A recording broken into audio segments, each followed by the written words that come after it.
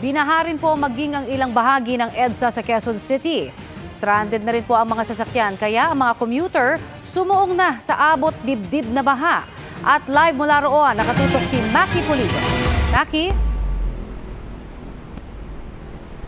Alam mo, Connie, mula alas 8 ng umaga kanina ay talagang tigil ang traffic sa bahagi ng EDSA dito sa may Muñoz Market, Quezon City. So tigil yung traffic on both sides.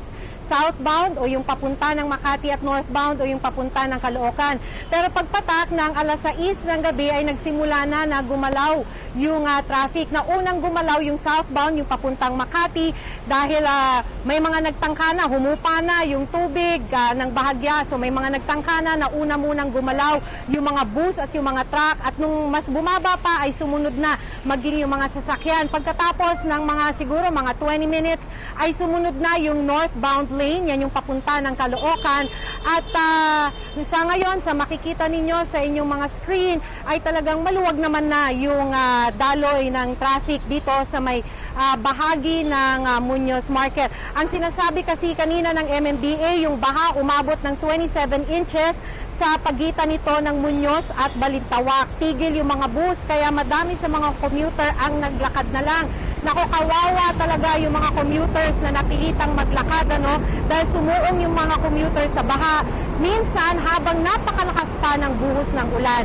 Ang sabi ng ilan sa mga nakausap natin, para talagang susuong na sila para makarating sa kanilang destinasyon, kaya napilitan na sila, Pwede rin naman sa Center Island dumaan, pero mahirap din kasi maputik yung daraanan.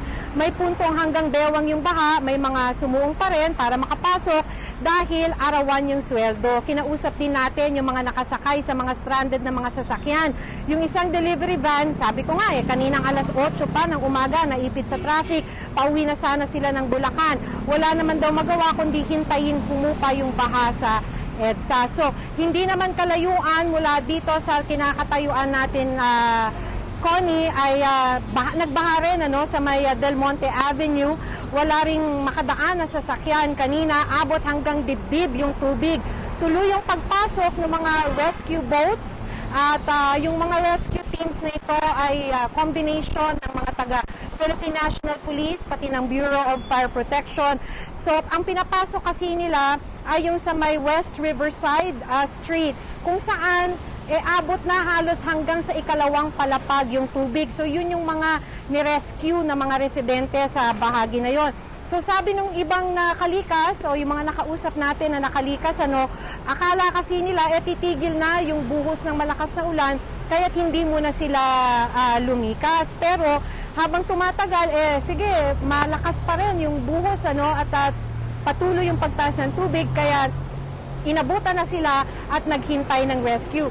So pakinggan lang natin yung mga pahayag ng ilan sa mga nakausap natin ngayong araw, Connie. Malalim doon yung tubig, ma'am. Ano kalalim? Yung hanggang dito. Kasi galing ako po sa Baysa, naglalakad lang ako. Bakit sinuong nyo pa rin? Bawal kasi mag-absent. Tiyaga lang po, ganun, kahit ano.